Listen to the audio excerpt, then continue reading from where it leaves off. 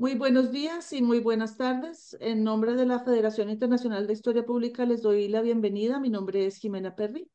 Hoy vamos a seguir con el evento que habíamos programado con Leopoldo Prieto y Eulalia Hernández sobre historia pública e historia urbana. El viernes pasado hablamos sobre proyectos comunitarios de historia urbana y hoy vamos a tener un evento que se llama Historia en Acción, intersecciones entre historia pública e historia urbana. Hoy tenemos a tres invitados que voy a presentar en este momento. Tenemos con nosotros a Natalie Mendigaña Jiménez.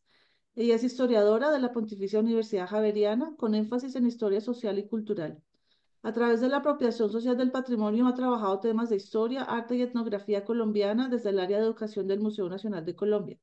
También ha trabajado en investigación sobre historia urbana en Bogotá, concentrándose en la construcción de edificaciones de la capital y su conexión con la sociedad en diferentes momentos históricos. Gracias, Natalie, por estar aquí con nosotros. También está con nosotros Sebastián Martínez Botero. Él es doctor en historia por la Universidad Pablo de Olavide de Sevilla, España. Está especializado en la historia moderna de América Latina. Posee experiencia en enseñanza, investigación, procesamiento de archivos y documentación de material patrimonial. Su enfoque de investigación se centra en la historia regional y urbana. Asimismo, ha desarrollado proyectos de difusión del contenido historiográfico mediante la enseñanza de la historia en entornos educativos primarios y secundarios como en la historia pública. Uno de sus objetivos profesionales importantes es contribuir a la consolidación de una historiografía de las regiones colombianas, así como respaldar la formalización de archivos históricos, la recuperación del patrimonio documental y urbano y la creación de medios para la difusión de la investigación histórica como revistas, portales de Internet y museos, entre otros. Ha acompañado desde 2016 el proyecto de institucionalización del Archivo Histórico Municipal de Pereira y actualmente también es director de Ciencia Nueva, revista en Historia y Política, publicación avalada institucionalmente por la Universidad Tecnológica de Pereira. Gracias, Sebastián, por estar aquí con nosotros. Y tenemos también a Hansel Mera, candidato a doctor en Global Intellectual History, magíster en Sociología y magíster en Relaciones euro-latinoamericanas, docente de la Facultad de Ciencias Sociales y Económicas de la Universidad del Valle, interesado en la sociología de la cultura y en la historia urbana y barrial. Muchas gracias, Hansel. Y el moderador de hoy es el sociólogo y urbanista Leopoldo Prieto, que en este momento es profesor de la Universidad Nacional de Colombia. Gracias, Leopoldo, también por estar aquí y bienvenidos. El espacio es de ustedes. Gracias. Gracias, Jimena, muy amable. Y pues por supuesto, gracias Gracias.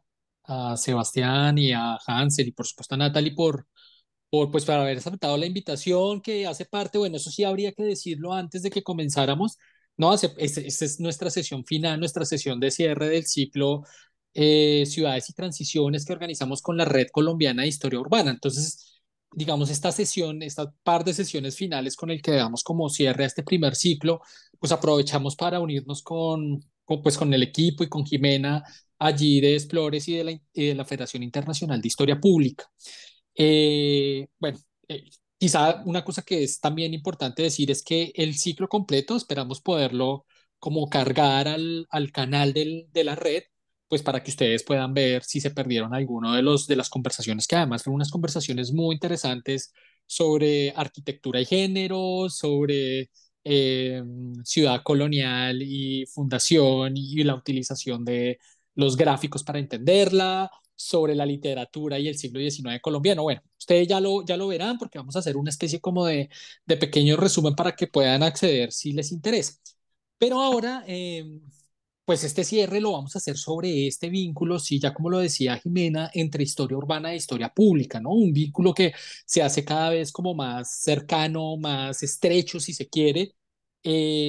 Y yo quisiera de pronto comenzar por ahí, por una pregunta que quedó hecha de una manera, si se quiere, un poco, eh, bueno, no sé, bueno, que le lanzó uno de los invitados la semana pasada, específicamente David del Museo de Siloé allí en Cali, y que a mí me pareció muy interesante porque pues nos interpelaba a nosotros que estamos interesados como en la historia urbana, pero pues también ciertamente los interpela a los invitados y a la invitada, pues porque están interesados en llevar, digamos, como la historia urbana a un público mucho más amplio, pero al mismo tiempo tienen un pie en la academia, ¿no? O en las instituciones.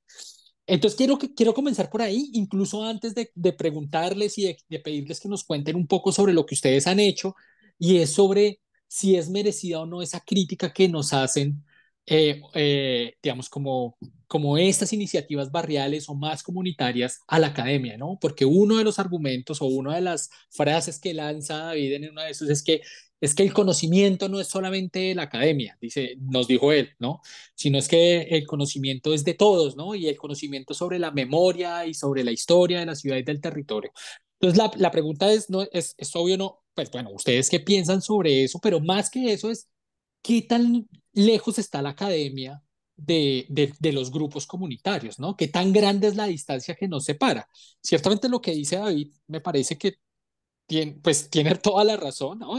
La academia no es, digamos, como la única que tiene el derecho a referirse a la memoria o a la historia de los territorios, pero la pregunta que les hago a ustedes, digamos, que han estado más, que están vinculados a instituciones y que son profesionales, es qué tan lejos estamos, qué tan lejos creen ustedes que es esa distancia que separa a un ámbito del otro, si es cierta tal distancia o no. No sé si Sebastián quiere comenzar un poco para contarnos cómo lo ve usted ahí, cómo ve eh, esa especie como de división, o si es una división ficticia, ¿cómo lo ve usted? Muchas gracias, Leopoldo, y bueno, aprovecho para saludarlos y agradecerle a Jimena, a ti, a Eulalia por la invitación y desde luego pues a participar en estas conversaciones que también se han impulsado desde la Red de Historia Urbana. Y bueno, yo desde acá muy contento también de conversar con colegas tan interesantes como el trabajo que ha hecho Hansel y Natalie. Sí, sobre este tema, yo pienso exactamente, voy por la misma línea de algo que tú estabas planteando, y es que en efecto es evidente una distancia, hay una distancia entre las comunidades, las poblaciones, lo que uno llamaría pues como la ciudadanía en general, con lo que se hace en la academia. Y en buena medida, y yo quisiera aquí ponerle también un tono a esto como desde el enfoque en el que yo me he habituado a trabajar, que es el regional, eh, y es, digamos que muchas veces esto, a mi modo de ver, ocurre es por el esfuerzo que se ha venido dando de algunos colegas por atribuirle ese rigor científico, académico a ciertos procesos que se empiezan a realizar desde las universidades, y que cuando uno inicia un proceso como de fortalecimiento, por ejemplo, de las ciencias sociales y de un enfoque disciplinar, desde luego que hay que poner límites, ¿no? Y entonces tiende a considerarse esto como que uno está en una postura de poder, en una postura, llámese hegemónica, entiéndase, ¿no? Desde lo, digamos, desde la palabra santa que implica la universidad, pero sirviendo un poco de abogado del diablo, yo diría que en buena medida también en parte es necesario para tratar de poner, de equilibrar, digamos, estas tradiciones que desde lo regional, lo local, muchas veces son demasiado espontáneas. Se le atribuye como toda una tradición, digamos, al legado oral, a los legados y a las tradiciones populares eh, de historia, por ejemplo, en este caso. Eh, y en esa medida, entonces, pues nunca, digamos, hay un esfuerzo por llegar como a tratar de generar espacios de experticia. Sin embargo, creo que justamente la historia pública es ese medium que le permite a los cuerpos académicos, y ahí sí es donde hay que hacer la autocrítica y servir también como de generar una apertura desde el trabajo que nosotros hacemos desde las universidades, y es al de entender que las comunidades pues no necesariamente tienen que dialogar en el tono y en el lenguaje en el que dialogamos nosotros en el mundo académico. Entiéndase a través de los textos escritos, de las publicaciones científicas, de los libros, de los coloquios y de los congresos. En este orden de ideas, yo considero que estamos llamados a hacer ese doble esfuerzo de mantener el rigor, de continuar con la tarea pues con el anhelo, ¿cierto?, de atribuir el método científico al trabajo que hacemos desde las ciencias sociales, pero también al mismo tiempo en estas épocas de hipervisualidad y de la comunicación vertiginosa de las redes sociales, a entender que también tenemos que comunicar en otros códigos. Y ahí pues nos acercamos no solamente a comunidades Ujú. específicas, sino a un público mucho más amplio.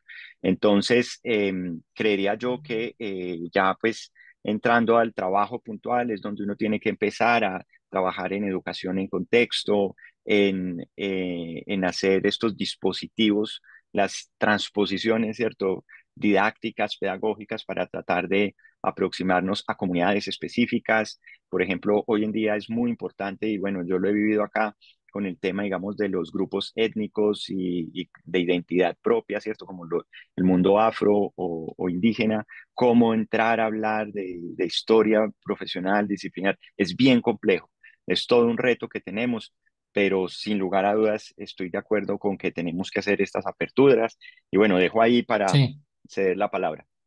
vale. Yo creo que un poco la misma pregunta para Natalie, porque además Natalie está vinculada a otro escenario, ¿no? Que creo que se lo ha pensado un poquito más, me da la impresión, aunque tú ya tendrás o nos dirás, pero es el museo, ¿no? El museo parece que sí ha hecho un esfuerzo, o por lo menos, bueno, no sé si más relevante, o por lo menos, pero sí ha tenido que pensarse esto desde hace un tiempo. Eh, ¿Cómo ha sido eso? Digamos, ¿qué herramientas han utilizado? ¿Han sido afortunadas? Pues sí, definitivamente el mundo del museo transforma completamente esa forma de pensar desde el rigor de investigación, completamente. Porque particularmente en el museo en el que me encuentro, que es el Museo Nacional, uno de sus motos precisos desde los últimos años, desde el proceso de renovación que arrancó más o menos desde el 2013, 2015, es justamente pensarnos que la nación la componemos las comunidades, somos todos, ¿no? Entonces ahí, desde ahí se parte para pensar cómo podemos comunicar y cómo es la mejor manera de... Tenemos unos grosos de información e investigación, tenemos unos curadores y unos investigadores impresionantes, invitados dentro de la planilla o dentro del museo como tal, por supuesto, pero es como aterrizamos eso. Entonces, yo tengo que confesar que recién yo inicié en el museo, me era difícil, costoso pensar cómo empezar a lo que nosotros llamamos como bajar ese conocimiento para que los distintos públicos que vienen y nos visitan, que son desde infantes hasta adultos mayores, se logren conectar con eso, ¿no? Entonces, a partir de eso y con esa idea, también me es pertinente contarles que, digamos, en el museo, digamos, hay momentos de visitas, no sé, bueno, no sé, hablo yo sobre todo desde el oficio, desde el quehacer, y hay una visita que invita, por ejemplo, a recorrer el patrimonio alrededor del museo, que también es un barrio que surge, es la Macarena, pero está la Perseverancia arriba y bueno, y está toda la UPZ de San Diego para los que viven en, pues no viven en Bogotá, es como parte de ese centro ampliado y es como invitamos a la gente a pensarnos el patrimonio desde el museo, pero también en sus alrededores. Y eso permite hablar desde lugares científicos, por supuesto, pero también hablar a nuestras comunidades y a nuestros públicos desde esas cotidianidades. Y quiero hacer un énfasis en eso, hablar desde las cotidianidades también nos permite nuevamente conectar con esa historia de esa investigación que hemos hecho desde tantos años, desde lugares y temporalidades supremamente lejanas y traerlos acá es una forma en la que se permite hacer eso. Entonces, para mí es profundamente importante y grandioso trabajar desde el área de educación del museo porque me ha permitido comunicar, ¿no? Yo me creo es un puente, ya, ni siquiera se hace mencionar algo sobre ese poder de la investigación o el poder que uno toma, ¿cierto? Cuando uno ya tiene ciertos conocimientos y acá es como tengo ese poder, pero no es para exaltarlo, sino para bajarlo, poderlo Ujú. transmitir a todos aquellos que nos acompañan y poder también generar ciertos lugares comunes, porque muchas veces también pasa eso, ¿no? Que los públicos vienen a veces con interés, a veces como hacer con el check del museo, normalmente. me remito a mi oficio, pero cuando de pronto hay algo que detona su conocimiento con con la historia urbana, eso es fascinante porque logra uno unas conexiones que solo se logran en estos espacios de Ya, cotidianidad, por supuesto. sí. Sí, bueno, ahorita ahí hay unas varias cosas y ahorita me gustaría hacerte una pregunta en relación justamente con eso, como con la idea de ser el museo el que gestiona y una aparente contradicción ahí. Pero antes quisiera preguntarle a Hansel un poco sobre lo mismo, ¿no? Sobre esa especie como de provocación que nos ponía David hace apenas unos días. eh, y bueno, donde decía, un poco como que reclamaba, ¿no? Que la forma de conocer el pasado por parte de la comunidad, que no tiene, o creo, bueno, tendrá un método, que no es el método Sí. científico, pero un propio método, tenía, digamos, como una legitimidad y que no había que pasar por el mundo académico para reclamar esa legitimidad. ¿Usted cómo lo ve, Ansel, un poco como en lo que ha hecho y en su trabajo y en su vínculo? Bueno, gracias a todos por este espacio. Yo no estuve presente en esa discusión, luego voy a tratar de ser muy moderado. A mí me parece que es una falsa dicotomía, para empezar. Ujú. A mí me gustaría preguntarle a David, por ejemplo, si él no se ha nutrido en su discurso de las indagaciones historiográficas del colega Polinar Ruiz, que ha hecho, digamos, un análisis del poblamiento de esa ladera, de toda esa Comuna 20, a la luz de la reconstrucción historiográfica. Eso, yo respondería sí, para empezar. Pero me parece que también ese tipo de liderazgos tiende a invisibilizar el trabajo articulado barrial que han hecho, sí, académicos, pero que vienen de esa misma Comuna 20. Por ejemplo, yo podría traer a colación los estudios que han permitido el revival del Carnaval de Diablitos en Siloé. Entonces, me parece que si bien en algún momento la academia como representación de esa ciudad letrada que viene desde el siglo XVI puede expresar, puede tener ejercicios de violencia simbólica, no siempre ha sido así, para empezar. Y me parece que de hecho muchos actores de colectivos barriales se han acercado al discurso científico y se lo han apropiado con sus categorías. Luego, entonces, me parece que podemos estar reproduciendo más bien una dicotomía un poquito populista, sin ánimo de, pues, digámoslo, de ser clasista. Yo creo que de hecho ese tipo de expresiones invisibilizan esfuerzos que han hecho otros actores de esas mismas comunidades desde las universidades y desde sus mismos barrios. Entonces, no creo que sea una cuestión tan simple como la plantea el colega, para empezar. Ok. Y ahí, bueno, usted me permite, digamos, como hacer Claro, un claro. vínculo con algo que estaba diciendo Tica Sebastián. eh, digamos, y que tiene que ver como con esas particularidades del ejercicio de investigación sobre la historia urbana, que a mí me quedó como sonando ahora y saliéndonos un poco como del, digamos, como estoy exagerando un poco como lo Claro, del claro. enfrentamiento, sino digamos es una discusión, Sí, sí, sino sí. con el tema de lo regional, en realidad, que Sebastián hace un momento decía que había digamos, como unas especificidades, si le entendí bien, en lo regional, ¿no? Y yo quisiera un poco como si ustedes dos pudieran como ahondar un poquito en eso sobre cuáles son esas particularidades como de lo regional, digamos, como qué elementos deben sortear, qué dificultades, qué desafíos tienen que enfrentar cuando se trata un poco como de entablar una historia urbana en un vínculo, digamos, con la historia pública en estos contextos, digamos, cuáles son esos problemas o esas especificidades, quizás no son problemas, sino especificidades. No sé si Sebastián o Hansen nos quieren como, digamos, como hablar un poquito de eso. Como quieras, Hansel, ¿quieres iniciar? Tú primero, yo te sigo, yo te sigo. Dale. No, yo me refería, Leopoldo, básicamente a que, bueno, lo que ha sido en mi experiencia, ¿no? Aquí tengo que Ajá. hablar en primera persona.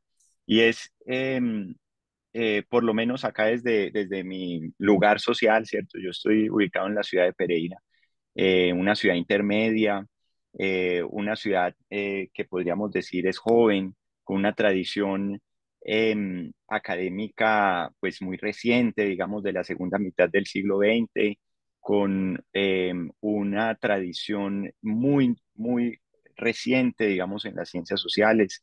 Hablamos pues de 25 años, claro, cuando Yo pienso, por ejemplo, en entornos urbanos como Cali, Bogotá, Medellín, Ujú. Barranquilla.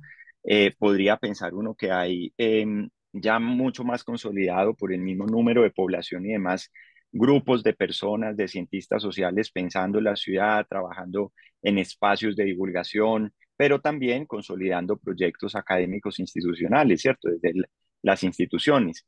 Entonces, uno en estos entornos intermedios, con lo que se encuentra es que muchas veces la persona que dicta la clase es al mismo tiempo el archivista, es al mismo tiempo el que lleva y hace los mandados y bueno, en fin, o sea, como se dice coloquialmente, repicar y andar en la procesión, ¿cierto?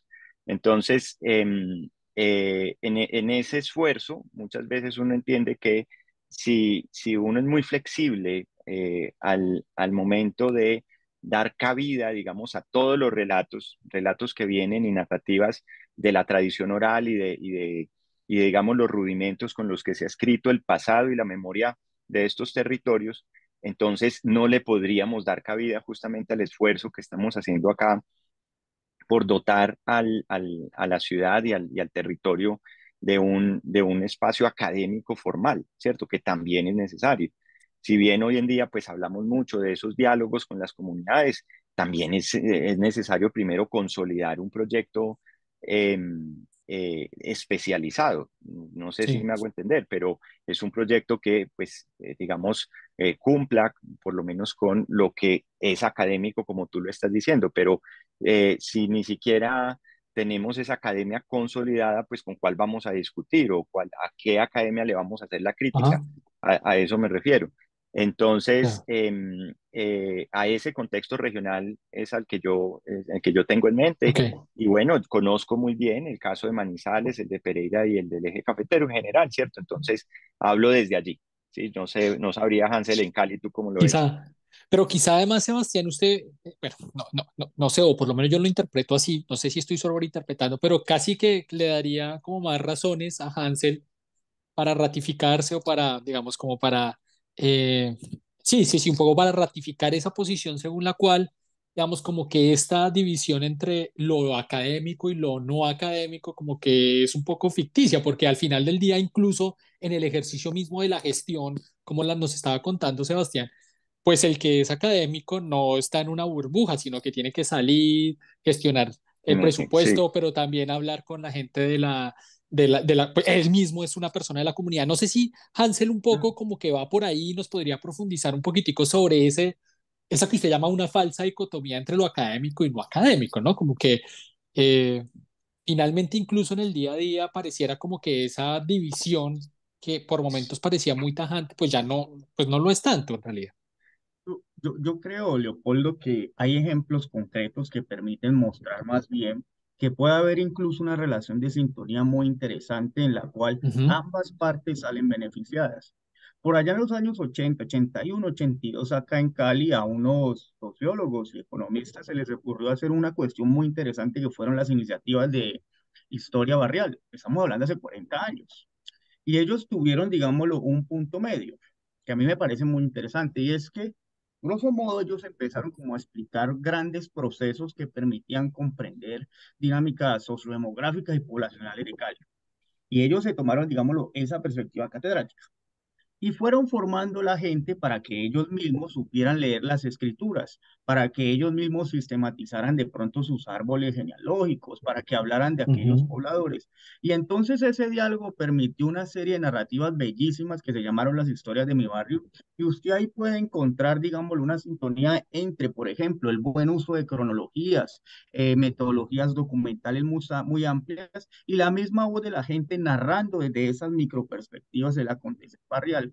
Por eso yo insisto en que no necesariamente son polos opuestos.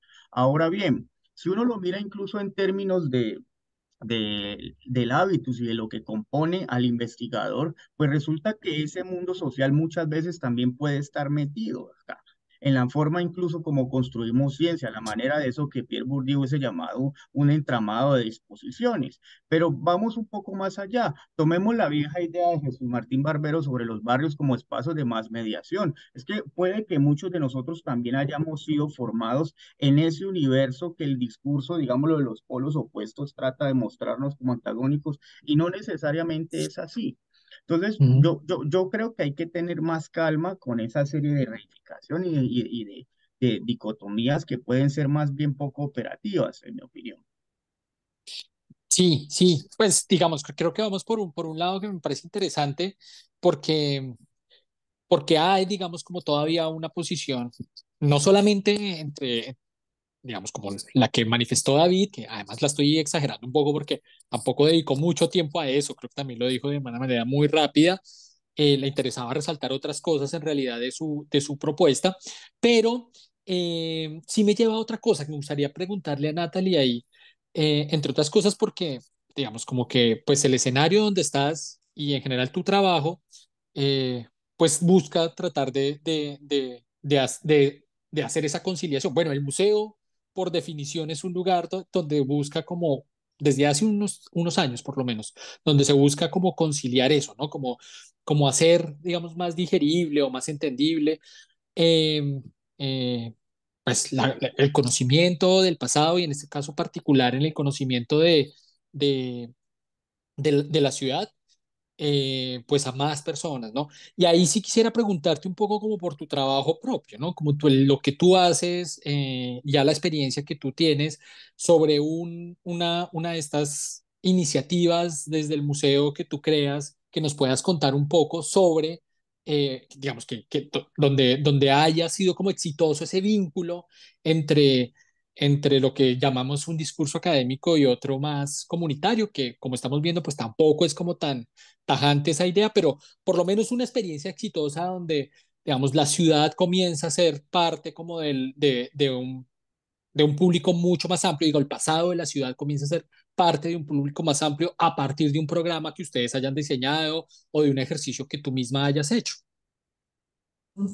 Listo. No, no sé si me estoy saliendo, si me vuelve como una cometa, ustedes déjenme saber, por favor. Yo estaré pendiente del chat, pero más que una actividad educativa que per se busca, estamos hablando de conciliar los conocimientos. Hubo hace un par de años una exposición que nos permitió cambiar el chip, yo creo que de adentro hacia fuera dentro del museo, que fue Nación Hip Hop. Nación Hip Hop ¿qué nos propone? Primero lo hace personas de este nicho, ¿no? Si quiero decir subcultura porque es lo primero que ellos nos corrigen.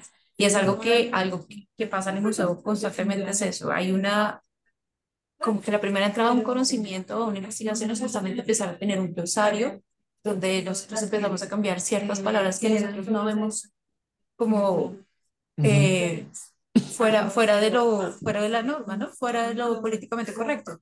Por ejemplo, decir eso, subcultural hip hop, porque para ellos eso es todo un mundo, es una cultura que hace parte de la ciudad, que hace parte del barrio y que viene a un museo como el Museo Nacional a buscar darnos cuenta de qué ha pasado en los últimos 40 años. A partir de eso, eh, algo que me ha parecido muy interesante también del museo es que no lo habla ni el curador de etnografía precisamente, ni el de arqueología, ni el de historia, ni de arte, sino que todos nos convocamos a personas que saben, ¿no? Personas que están adentro de esto y buscamos, ahí sí, un poco hablando de lo que nos está mencionando Sebastián Hansel, personas ujú. que desde la academia han estudiado el hip hop. Y no solo como se ve en la centralidad de Bogotá, sino que nosotros nos referimos, bueno, está bien, a ciudades intermedias o a ciudades, sí, próximas como Medellín, Cali, pero también nos fuimos a la costa Caribe, al Pacífico, ¿cierto? También hay una necesidad de ver este movimiento en un 360 de lo que nos da la capacidad de la investigación en Colombia. Y bueno, nosotros desde el área educativa pues empezamos a hacer ejercicios que conectaran eh, lo científico, si se vale decirlo así, desde la música, las artes, el graffiti, las manifestaciones que no las podemos dejar de lado, que construyen ciudad. Entonces, es como eh, no sé si respondí la pregunta, Leopoldo, Sí, pero sí, creo sí. que justamente el ejercicio del Museo Nacional ahí es entonces ampliarnos desde esa visión y hacerlo posible para que los públicos vengan y reconozcan no solo ciertos aspectos de esta cultura, sino que se permeen en un 100% de la medida de lo posible y que además, que eso creo que no lo había comentado antes, logremos conectar con las piezas del museo permanente. ¿Para qué? Para que haya también podernos conectar entre todos y decir, no solo es este nicho, no solo queremos hablar de la nación desde este lugar, enunciación, sino que también detrás, ahí sí podemos hablar de las cuatro curadurías o de las cuatro sí, líneas de investigación, si se me permite hablarlo desde así, del museo que es arqueología, etnografía, arte e historia. Entonces es un sinfín de caminos que se pueden recorrer desde ahí y desde el Una ejercicio. pregunta, Natalie, ahí Señor. específicamente con ese ejercicio que ustedes hicieron es, ¿quiénes eran? Es que no quiero decir la contraparte. Bueno, ¿quiénes eran esa parte del equipo que no hacían parte del Museo Nacional, digamos, que ustedes dicen que interpelaban, que sugerían cambios en el lenguaje? ¿Quiénes eran los Eh, representantes? O sea, ¿de dónde salían? ¿Cómo los elegían? ¿Cómo se vinculaban ustedes con ellos? Listo. Hay uno que se llama Esquirla, que hoy por hoy es el que programa Hip Hop al Parque en los festivales que hay desde IDARTES. Y pues él ha estado en el movimiento más desde también como yo, desde el oficio. Entonces él canta, él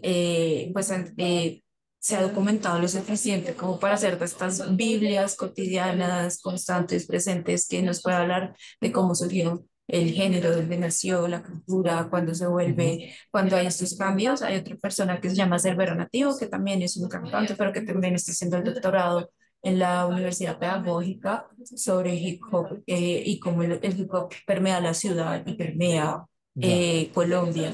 Entonces, bueno, Diana Bella, mira, fíjate, no, creo que no había hecho ese ejercicio, pero todos están relacionados con alguno de los, espero no estar siendo incorrecta, pero uno de los artes o una de las formas de representar el hip hop. Entonces, también Diana Bella es de una representación también de mujer como que nos empieza a espantar. Y esto sí, ahí sí se conecta con la curaduría de etnografía, que es en este momento liderada por Andrés Góngora, y ahí es donde Pero empezamos, desde ahí se empieza a descifrar todo. ahí hay Sí, una pregunta que quiero hacerte. ¿Alguno de los claro. participantes era cantante hip hopero sin vínculo con la No, academia? sí.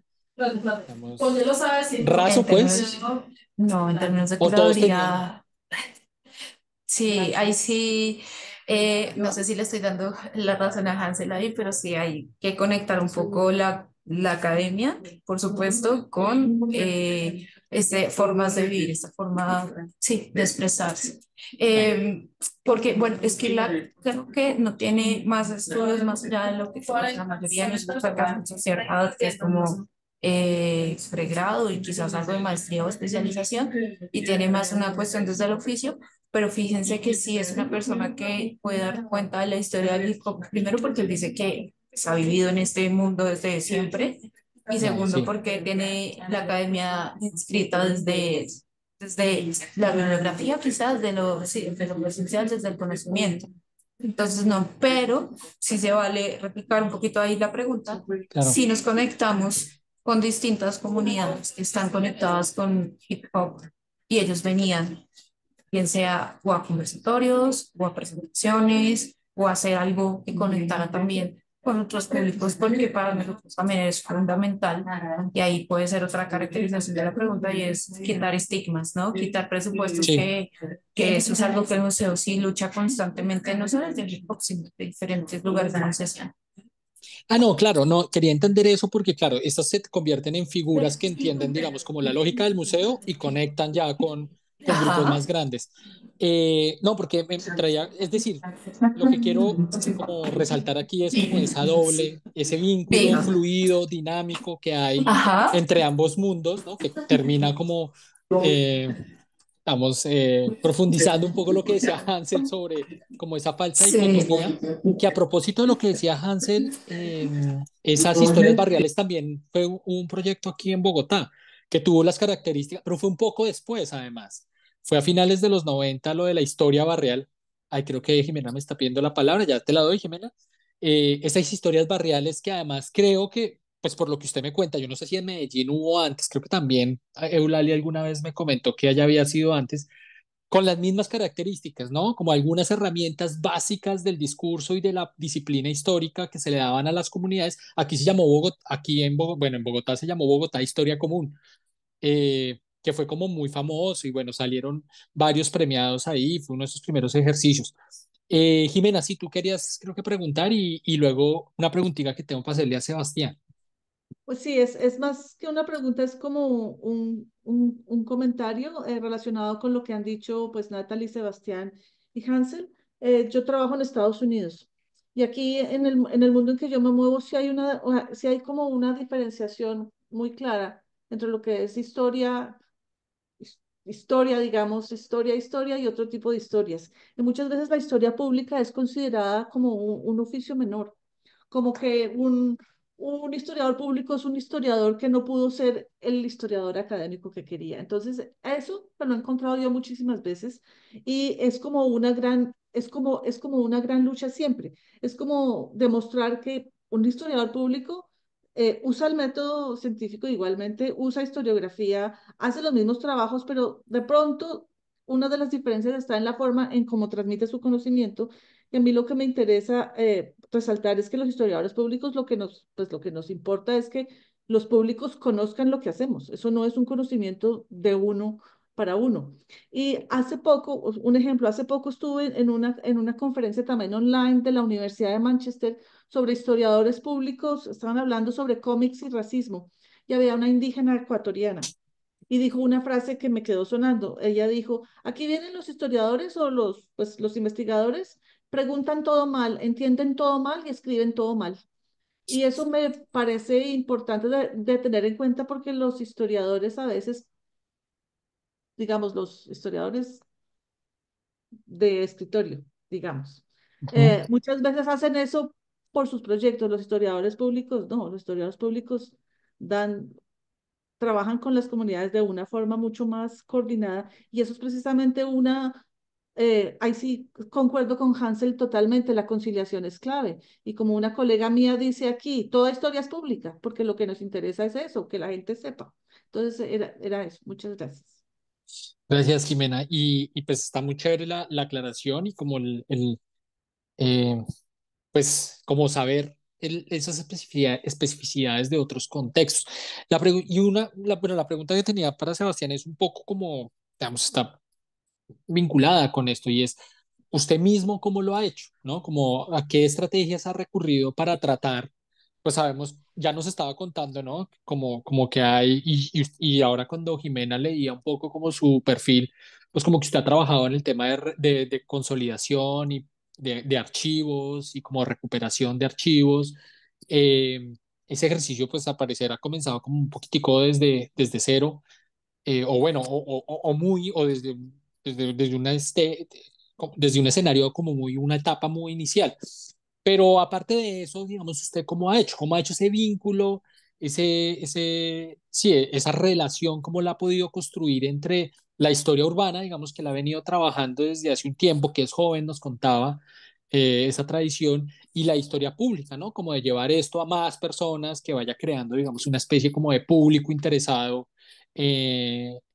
o bueno, digamos, como un interés que vaya más allá de la mera pregunta inicial de qué habrá pasado en este barrio, a algo, digamos, como mucho más elaborado, una exposición. No sé, ¿qué ha hecho usted?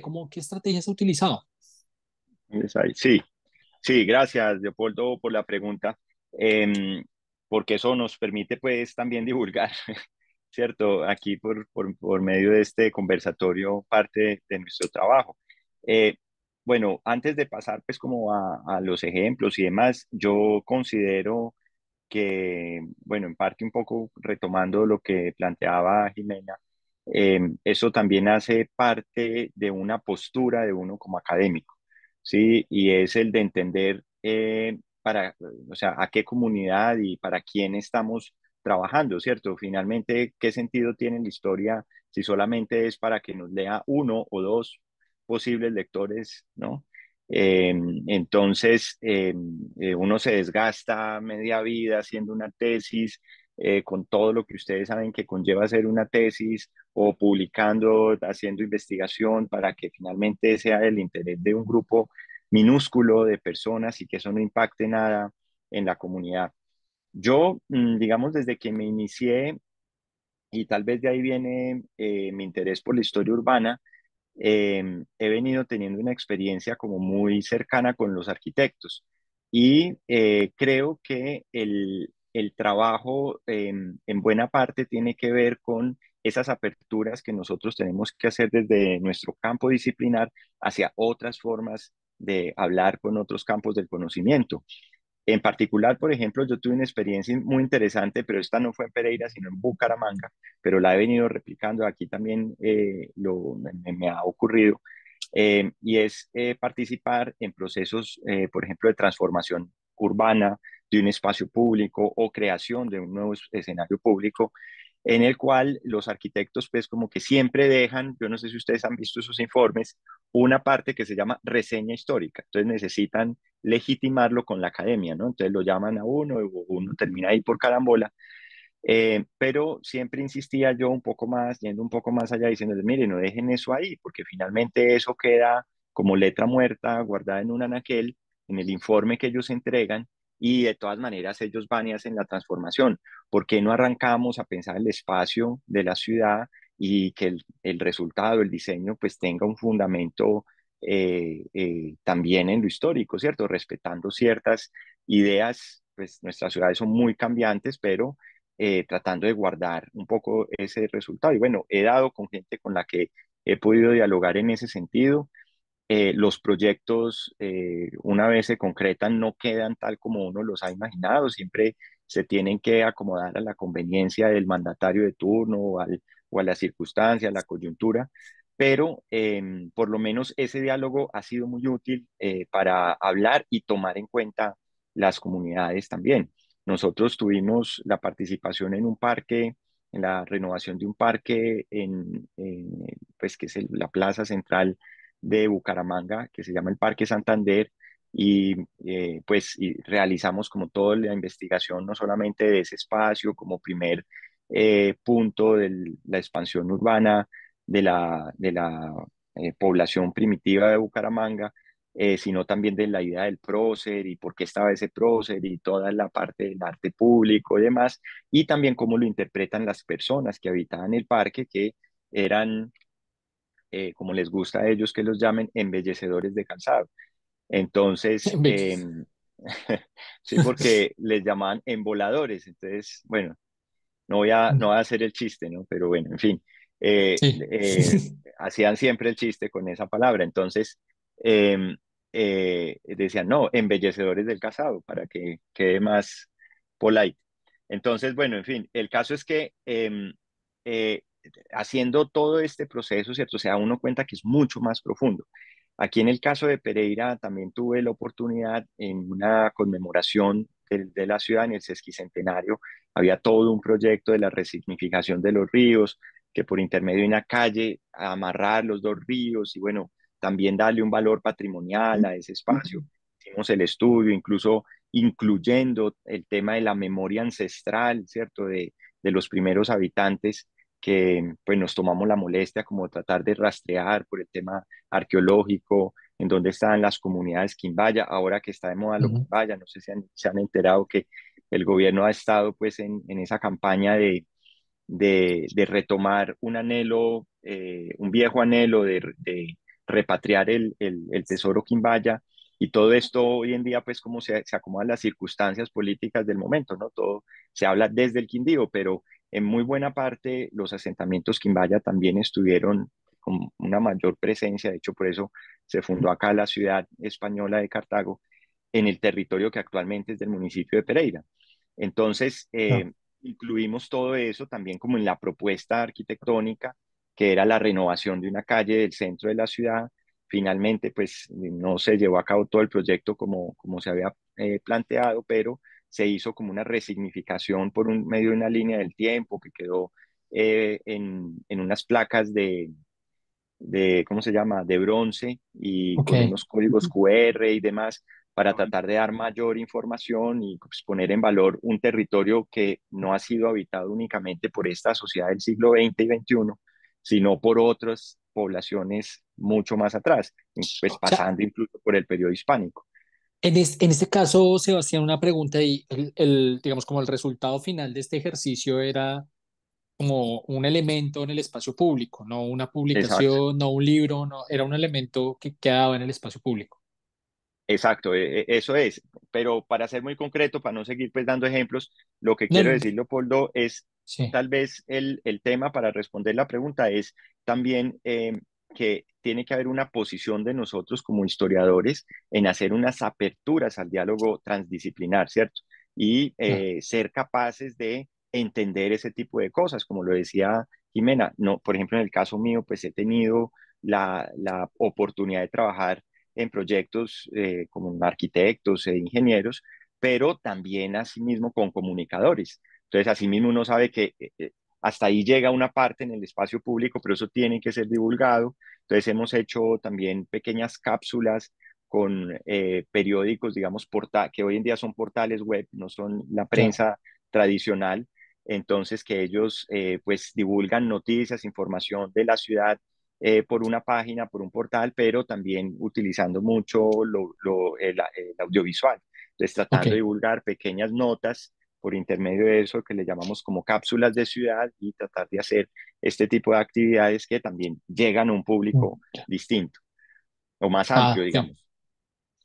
Gracias, Sebastián. Y yo pues, quería hacer la misma pregunta a Hansel, un poco como, digamos, como en el ejercicio que usted ha hecho de llevar como la historia de la ciudad un poco como a un público más amplio, sacarla del formato tradicional académico. eh, ¿Cómo ha tramitado eso? ¿Qué herramientas ha utilizado? ¿A qué estrategias ha recurrido, Hansel? Bueno, voy a apelar a unos ejemplos concretos. El año Ujú. pasado nosotros hicimos un diplomado sobre la Comuna 10 en Cali, más o menos agrupa 15 barrios. Ese diplomado contó con el apoyo de geógrafos, antropólogos, sociólogos e historiadores y, digámoslo, con unos criterios de selección que buscaron que fuese gente muy joven, ¿sí? Jóvenes, y gente mayores de 60 años, porque lo que nos interesaba también era mirar cómo se da un diálogo intergeneracional en términos de memoria y demás elementos. Fíjense que eso permitió incluso mostrar a la comunidad que eso que nosotros llamábamos el caño realmente había sido el río Cañaveralejo. Y entonces a partir de todas esas entrevistas y memorias de la gente diciendo que en los años 60 se les inundaba la vivienda y demás cuestiones, logramos reconstruir y mapear de nuevo el río Cañaveralejo y mostrar que él, digámoslo, miráramos la comuna en este momento, pues atravesaba el corazón de la comuna e hicimos esta serie de materiales, cartillas y divulgativas. Las distribuimos en los colegios. Eso ha tenido una especie de consecuencia y es que hemos tenido más de 100 niños escribiéndonos todo el tiempo porque quieren ahora que repliquemos el ejercicio. Ese es un ejemplo concreto, pero por ejemplo, en este momento estamos desarrollando algo que se llama musicales. ¿Y a qué me refiero con ello?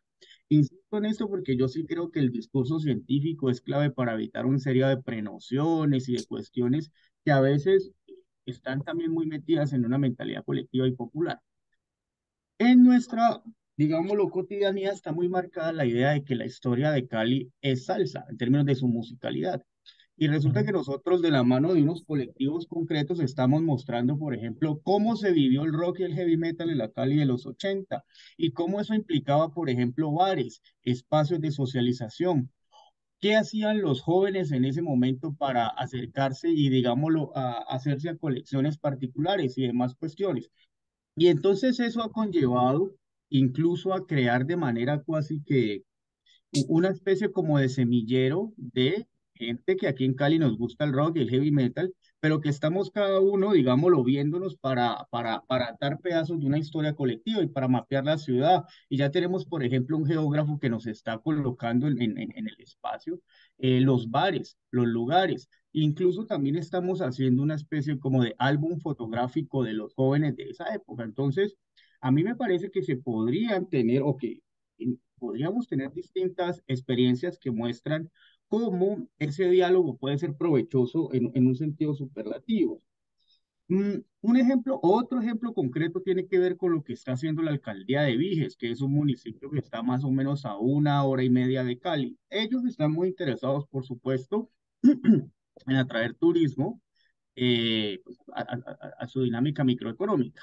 Y ellos lo que han logrado, digámoslo, a partir de investigaciones historiográficas, es mostrar la importancia de la economía de la cal, históricamente mostrar la preponderancia de la cal, por ejemplo, para los ingenios, pero para el desarrollo manufacturero, pero también, digámoslo, para la mejora en vías y demás elementos. Y a partir de eso se ha creado, si se quiere, un pasado que reconoce el papel de los mineros de la cal.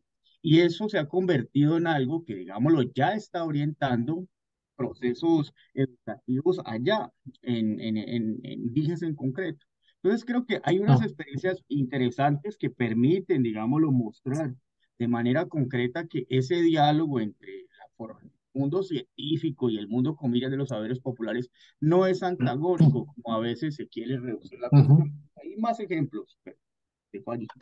En todo caso, hay uno que me parece interesante y que, bueno, eh, por, por lo, por lo desafiante que es este del rock y el metal en Cali, porque además, pues, como usted dice, esta imagen de Cali con un vínculo a la salsa no es ni siquiera nacional, sino es como una cosa, pues, internacional. Sí, ¿no? Como que tiene unas dimensiones casi globales, diría uno. Entonces me imagino, ¿no? Como el desafío que tienen ustedes cuando Mm, se enfrentan a eso, pues porque ese sí que es un discurso hegemónico casi. Claro, es una gran prenoción, o sea, Ujú, eso muestra, digámoslo, cómo las industrias culturales habituadas en un presente pueden crear representaciones del pasado que también son estereotipadas.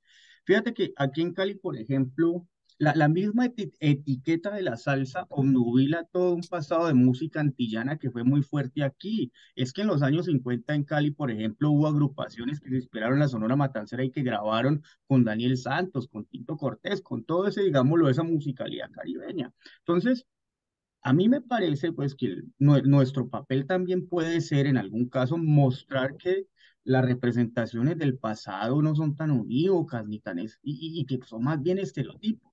Y lo digo ya. también, por ejemplo, para el caso del jazz, para el caso del rock and roll de los 50 y lo que te decía de los 80 que es lo que en donde yo Ujú, sí estoy.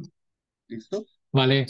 Hay un otro ejemplo que ya Natalie en algún momento incluso me lo había comentado, en el que ella está trabajando ahora, que me parecería interesante porque también es un desafío, ¿no? Que es tratar de mostrar, ¿no? Eh, Eso pasa mucho en Bogotá, bueno, no sé si en Bogotá, sino puede pasar en muchos lugares en realidad, ¿no? Como que ese vínculo con la arquitectura, con el espacio construido, es un vínculo muy cercano, particularmente con esa arquitectura que tiene como, digamos, como un perfil, en el caso bogotano, como más que llaman colonial o republicano, ¿no? Que tiene que ver como con toda esta arquitectura, que tiene como esa especie de aire a estilos neoclásicos y que fue como muy típica de comienzos del siglo XX.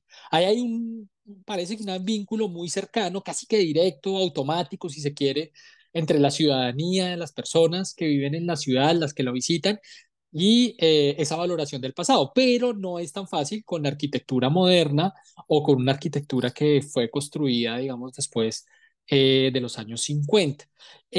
Por eso creo que el desafío que tiene Natalie, ahí me gustaría escucharte en realidad cómo lo han manejado ustedes, o cómo va ese proyecto que yo sé que existe y que está ahí como apenas en esbozos, pero que, digamos, ustedes han avanzado en ese vínculo entre memoria urbana y arquitectura de de ciudad, específicamente a través de la obra de Rogelio Salmona. No sé si nos puedes contar un poquitico de eso antes bueno, No sí. sé, porque conectemos, no sé. Sí, sí, por supuesto.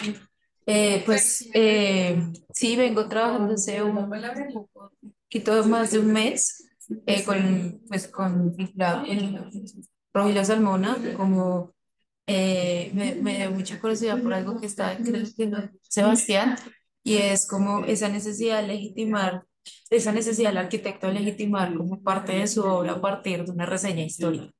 Entonces, este proyecto surge justamente con la persona que coordina de manera general la Fundación Mujeres Salmona. es decir, como la mano derecha de María Elvira, y con él empezamos a hacer recorridos que conectaran el museo con las torres del parque, desde esa noción de qué se trata esto, que nos rodea en el Centro Internacional acá en la ciudad de Bogotá. A partir de eso necesitamos empezar a contar un poco más sobre la obra de Rogelio Salmona, no desde solamente la arquitectura o lo que vemos y desconocemos o los mitos que pueden existir, sino también desde el arquitecto, cuáles eran sus propuestas y cómo estas terminan construyendo ciudad. Entonces ha sido un reto porque parte de la forma en la que nos medimos justamente es con los públicos, con públicos que invitamos a partir de redes sociales para que nos acompañen en recorridos patrimoniales y como a partir de ahí empezamos a conversar y a crear como el conocimiento de, no, es que justamente Salomón nos propone esto y justamente está dibujado, está este edificio acá, pero tiene que conversar con este edificio del Museo Nacional, pero tiene que conversar con el Centro Internacional, que no siempre fue el Centro Internacional, que había antes. Entonces es un ejercicio pues que hasta ahorita sobre todo hemos tenido compañía universitaria y ha sido totalmente esclarecedor porque nos permite ver hasta dónde llegan hoy nuestros jóvenes y se suma, si se me permite mencionarlo, con esta moda que no sé si ustedes han podido ver en redes sociales, que es la de divulgar edificios o lugares históricos de las ciudades que están teniendo los influencers, no todos, por supuesto, pero sí hay algunos que se especifican en contarnos qué quedó aquí o por qué quedó aquí. Entonces, la vuelta de tuerca que nosotros queremos hacer en este momento es contar, sí, queda aquí en especial pues las Torres del Parque, la del Pilo Barco y otras edificaciones, pero lo que conllevó que quedaran aquí, porque se construyeron, cuál era el plan de Salmona, cuál era la intencionalidad con la naturaleza, hablando también desde lugares históricos que también está presente, y no solo quedarnos con el discurso de sí se construyó y se construyó en tal año y con estos materiales, y eso hizo que la ciudad quedara marcada bajo esa formas, digamos, Bogotá, hay algo que se relaciona mucho, que es como ser esa ciudad de ladrillos, de ladrillo rojo, pero tener que remitirnos al pasado y hablar también de los chircales y qué quiere decir eso y cómo se construye, se configura. Entonces, más o menos por ahí como esa intención hasta este momento. Vamos a ver qué pasa en un año, más o menos que celebraremos como el centenario de Salmón. El centenario del nacimiento, ¿no? Sí, Sí, sí, señor, perdón, sí, el sí. centenario es el Del nacimiento de nacimiento. Salmona, perdón, Sí. sí, por supuesto. Hay un tema que toca usted y que me hace pensar que yo no sé, a mí me gustaría saber ustedes qué piensan de eso, porque sí que es popular y es muy, muy popular, que tiene que ver con los influencers, ¿no? Y con el papel que tiene, digamos, como, bueno, no sé, lo dejo ahí, no sé si alguien quiere hacer como una pregunta. Se han ido Axtalirio, Santiago, Diana Lucía, José, Edna, Eulalia. No sé si alguno de ustedes quiere hacer alguna pregunta, quiere preguntar algo.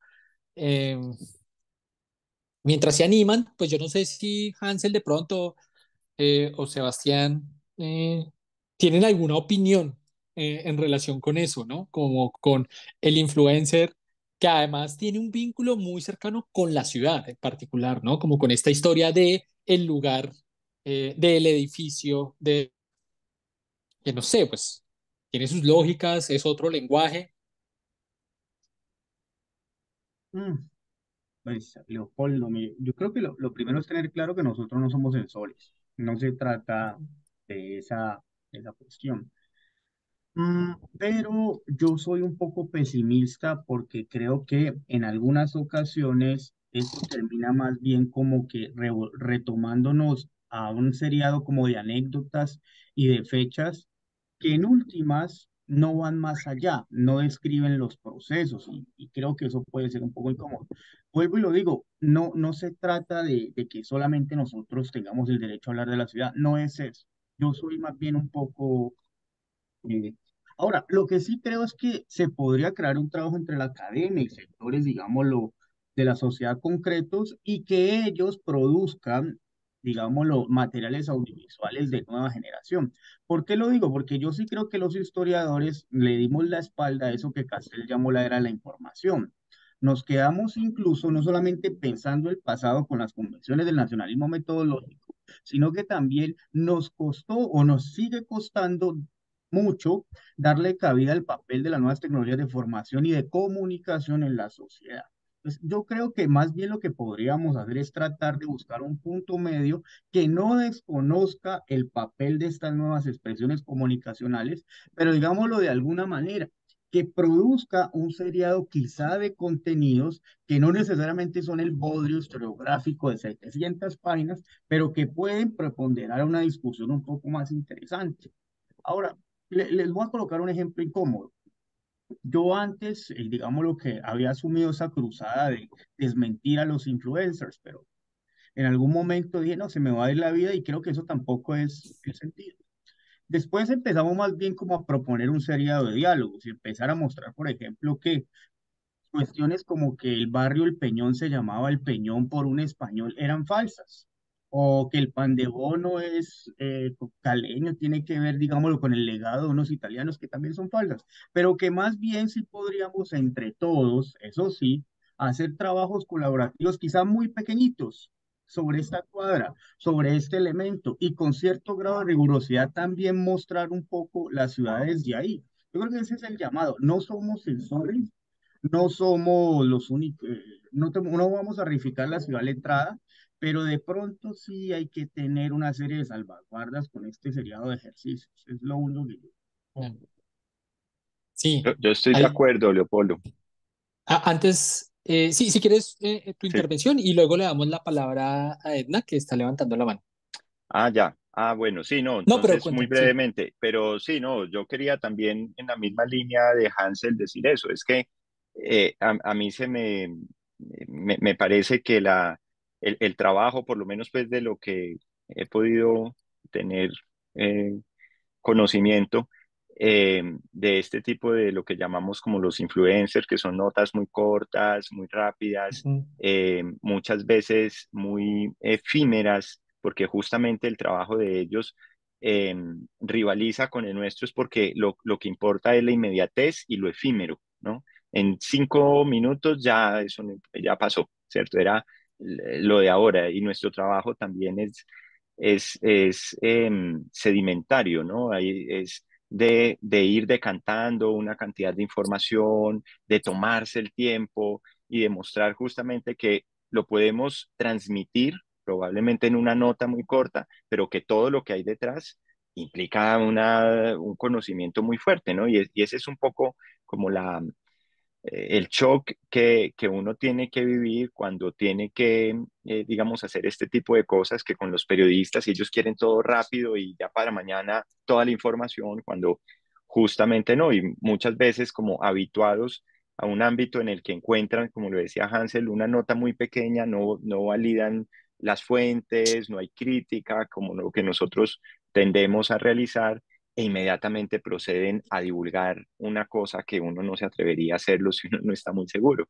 Así que ahí yo veo que está como la gran contradicción. Yo lo que diría en el Ujú. mismo tono de Hansel es que en eso debemos tener una apertura, como lo vine diciendo desde el comienzo, y es de ser conscientes que los medios deben ser usados, pero no sin perder nosotros eh, ese anhelo y pues el esfuerzo que debemos mantener por nuestro trabajo disciplinar, ¿no? Y que si bien los medios cambien, el fondo no. Y Ya, justamente es allí donde nosotros tenemos esa labor. Es mi punto de vista.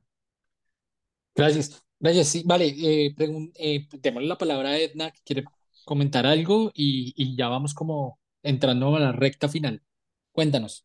Bueno, buenos a todos. Pues tenía como varias cosas en mente escuchándolos.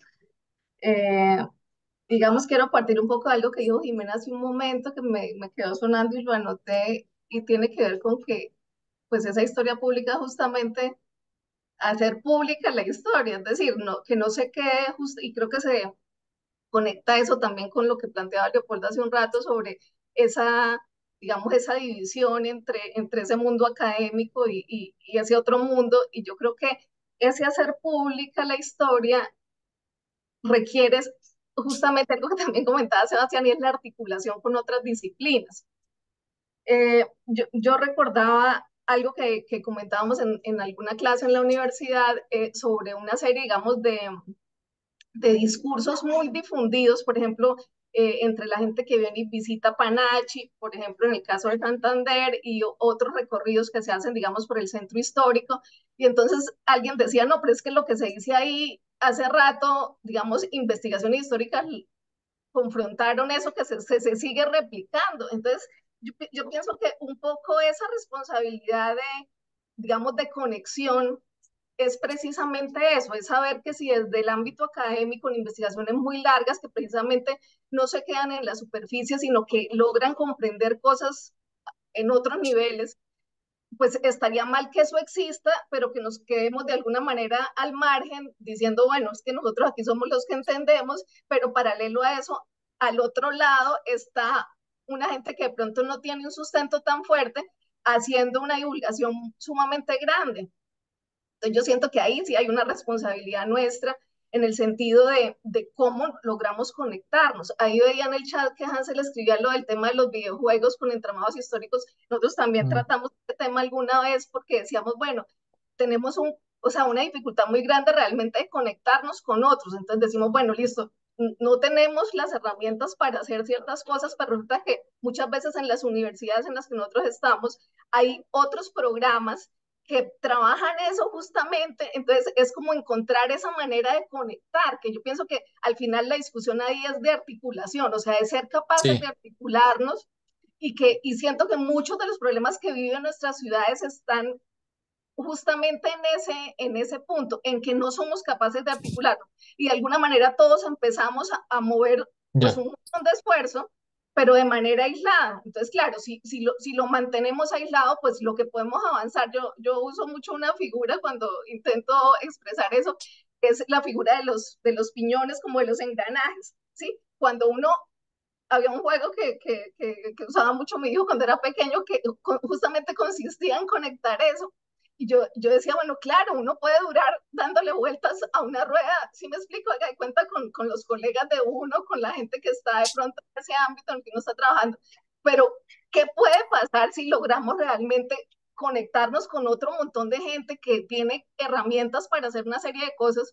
Pero ahí es donde radica realmente el reto, en ser capaces de conectar eso, que de alguna manera, si nos quedamos con esfuerzos aislados, pues no va a mover lo que puede mover, lo que podemos llegar a lograr si realmente conectamos cosas. No necesariamente me refiero, digamos, al mundo académico, justamente me refiero a articular ese mundo académico también con una serie, digamos, de conocimientos que, como decía Hansel, están en los barrios, que ni siquiera son dos cosas aparte, porque muchas veces esos investigadores tienen vínculos con esa gente de las comunas, qué sé yo, y eso es justamente lo que pone, digamos, hace rico lo que se pueda llegar a hacer.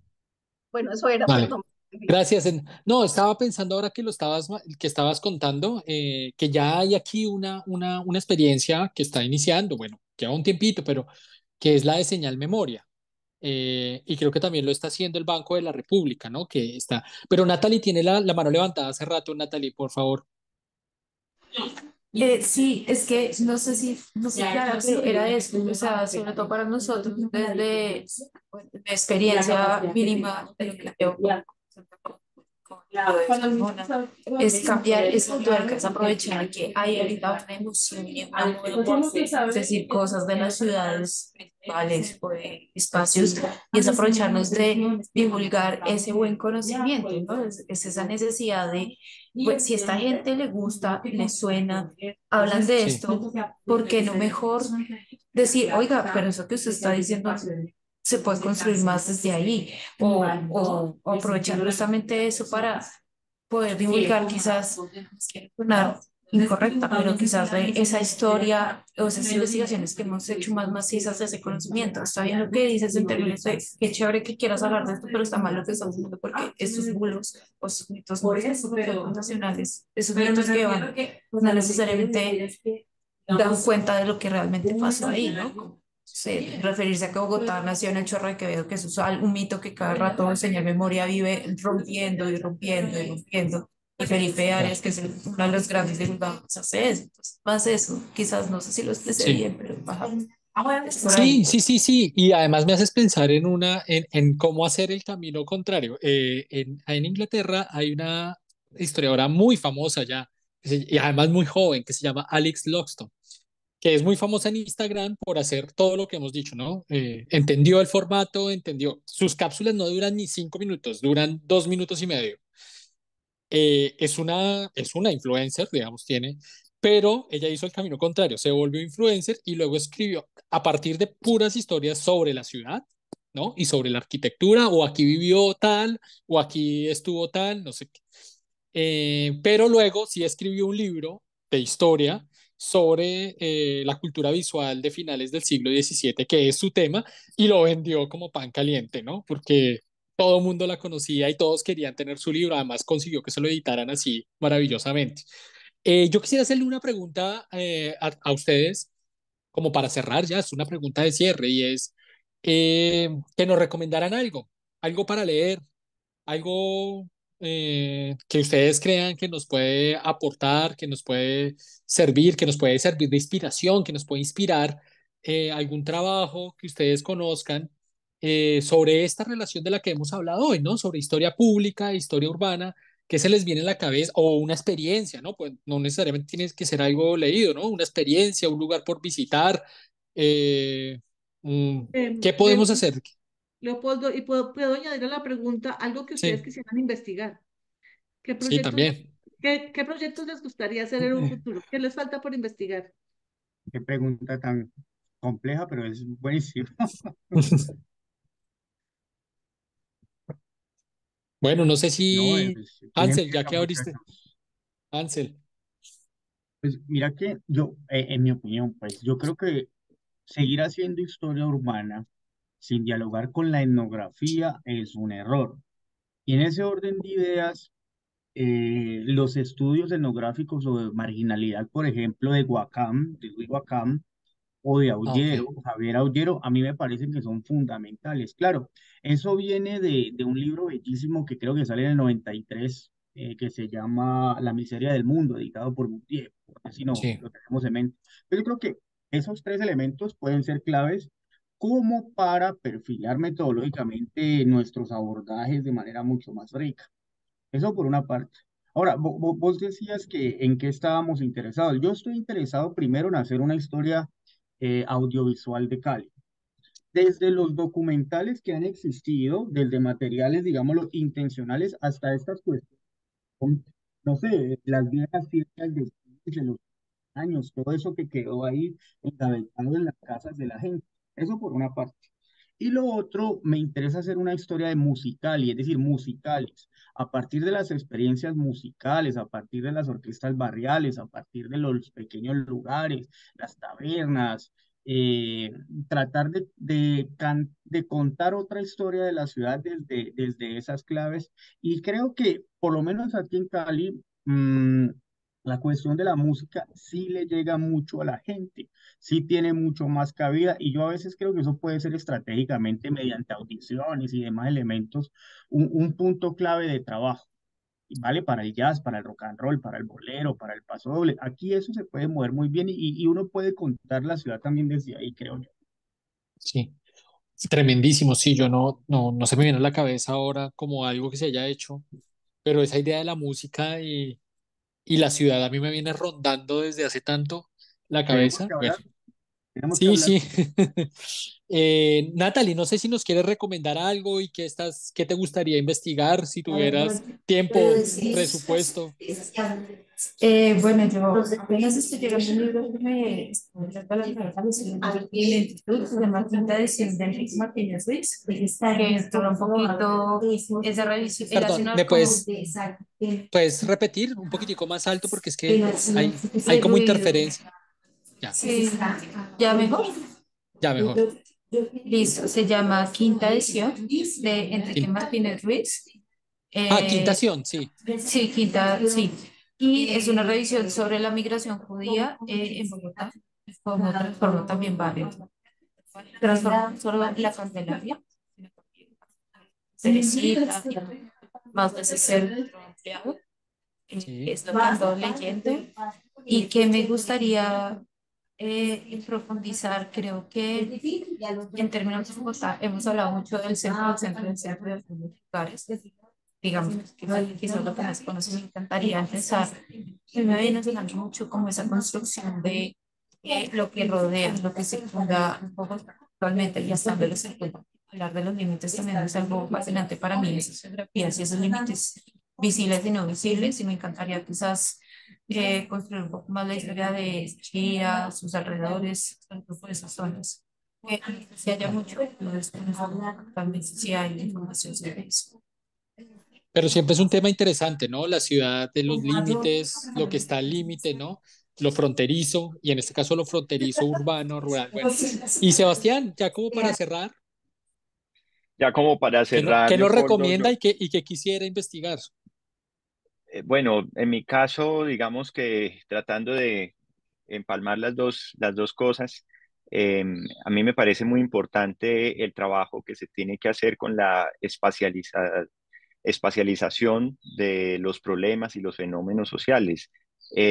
A mí me gusta mucho y recomiendo, por ejemplo, el portal Razón Cartográfica, en el que se divulga pues como toda esta información de cartografía histórica, pues muy enfocado hacia la geografía histórica y que hacen un trabajo también, llamémoslo, público, divulgativo, ¿no? Ellos son muy abiertos a dar a conocer como toda esta información y a mí me gustaría mucho, bueno, y recomiendo en esa misma línea la lectura y la consulta de lo que se ha hecho en Colombia sobre atlas históricos, Ah, sí. concretamente el de Bogotá, pues todos los trabajos que se han hecho en Bogotá en esta línea, lo que hay en Cali recientemente, que hizo allá José Benito Garzón con ustedes, etcétera.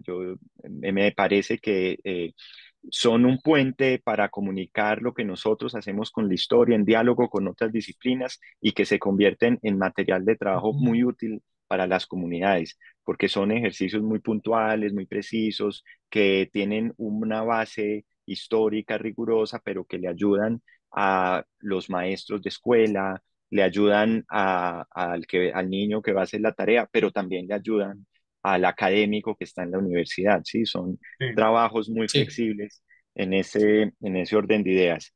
Y de lo que yo anhelo algún día hacer, finalmente yo tengo un proyecto ahí como en remojo, que es tratar de entender este territorio que yo habito en una temporalidad mucho más amplia, atribuyéndole todo lo que ha pasado, digamos, desde el periodo hispánico, entendiendo, digamos, la forma como estaban ubicadas las poblaciones aquí previo a lo que pues todo el mundo conoce, que es la colonización antioqueña y toda la historia que se cuenta a partir del siglo XIX, y que eso se puede hacer con ejercicios también y que tiene que ver con la historia pública y es, por ejemplo, la transcripción de todas estas fuentes que se han perdido para la investigación. Por ejemplo, la visita del Esmes Espinosa y Saravia del siglo XVII, que nos da cuenta de todo el ordenamiento del norte del valle, el norte del Cauca, pues actual Caldas, digamos, hasta la zona de Río Sucio, Supía, pero concretamente aquí en la jurisdicción de Cartago, todas las poblaciones y la ciudad de Cartago, cómo estaba, cómo se emplazó y cómo va a cambiar posteriormente.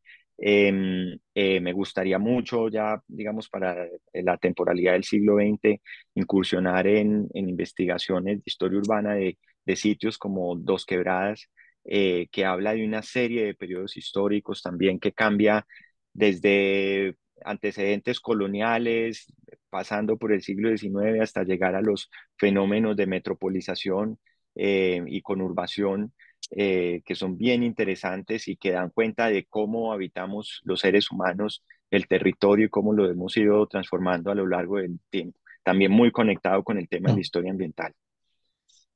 Bueno, no, pues muchas gracias. Creo que Hansel quería mencionar algo antes de cerrar el espacio. Hola, sí, algo corto. Es que sé que en los archivos de señal memoria, también creo que es por patrimonio fílmico y fotográfico, ellos han recuperado cerca de 10 películas que se hacen sobre ciudades colombianas en los años 50. Son esas películas de Estado que se hacen con Rojas Pinilla, ¿sí? Yo solo conozco la de Cali, pero creo que hay puedo ser equivocado, hay para Bogotá, para Medellín, para Manizales. ¿A qué voy? ¿Por qué no tratamos de reunirnos en algún momento y de mirar si como red podríamos cada uno tomar una de estas y analizarla? Hablamos un poco con la gente de Señal Memoria y creamos una agenda de trabajo muy interesante.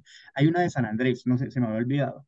Creo que eso puede ser un trabajo colectivo muy bonito, cada quien viendo como la singularidad, la representación de esa ciudad, y eso también lo podríamos utilizar para tratar de llegarle a un público en un sentido más amplio.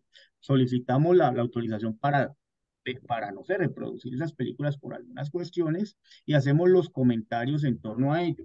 A mí me parece que ese puede ser un buen piloto, muchachos, para lo que estamos tratando de hacer. Yo creo que Solo entonces comparto la tenemos inquietud. ahí, tenemos un primer punto para nuestra próxima reunión interna de los organizadores de la Red Colombiana de de red. Historia Urbana, porque estamos buscando algo así. Bueno, no, pues Jimena, muchas gracias por el espacio, por supuesto a Hansel, a Natalie, a Sebastián, que aceptaron la invitación y pues bueno, con quienes charlamos un rato muy agradable. También a Eulalia, quien estuvo también, quien acompañó como todo el ciclo Sí. en la organización y la presentación incluso, bueno, estuvo como detrás, como parte de la Red Colombiana de Historia Urbana. Cerramos entonces este primer ciclo de ciudades y transiciones.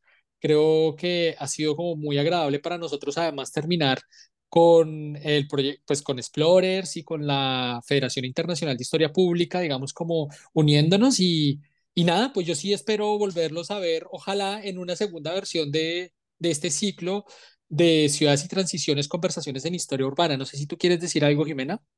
Sí, no, ya para cerrar, quiero dar las gracias a Eulalia y a ti por la moderación de los dos eventos. A la Red Colombiana de Historia también gracias porque estas alianzas en Explorer son bien recibidas y siempre estoy abierta a que se hagan y espero que hagamos muchos eventos más. Y quiero dar las gracias también a Sebastián, a Natalie y a Hansel por participar el día de hoy. Espero que no sea la última vez. Explorer es un espacio abierto para los eventos que quieran hacer y gracias. Vale, muchas gracias y hasta luego. Gracias por la Hasta luego, invitación. gracias. Chao. Muchas gracias a todos y a Fantástica. los Hasta luego. asistentes.